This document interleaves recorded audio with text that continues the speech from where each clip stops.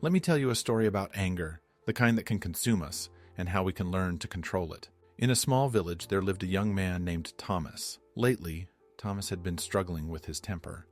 Little things would set him off, and he would lash out, only to feel regret and guilt later. He was desperate to find a way to control his anger before it destroyed his relationships and peace of mind.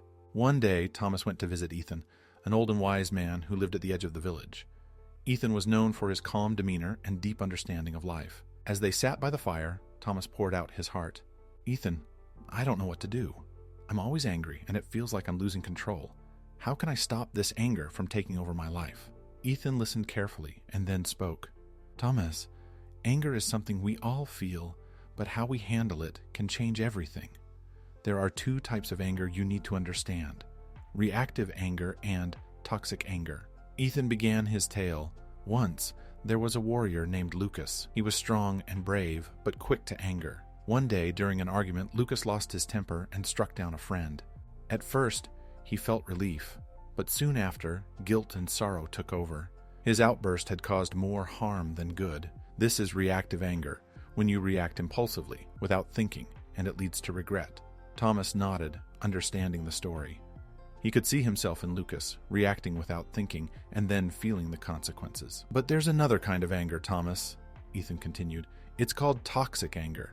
This is the anger that you bury deep inside, never letting it out. Let me tell you about Amelia, a woman who lived in a nearby village. She was gentle, but she lived with an abusive husband.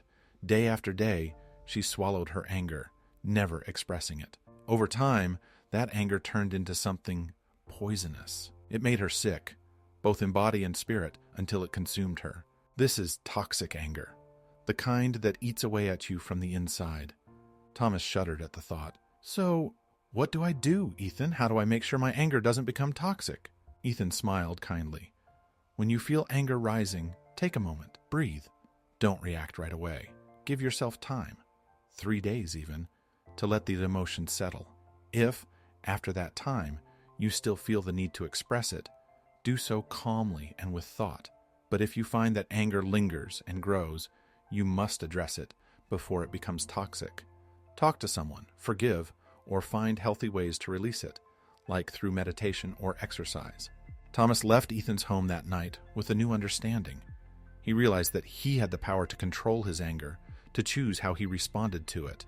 And with that knowledge, he found a new sense of peace. Over time, Thomas became known not for his temper, but for his calm and steady nature.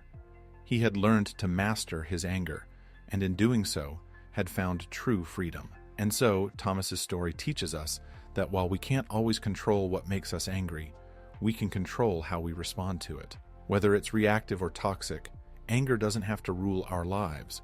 We have the power to choose a better path.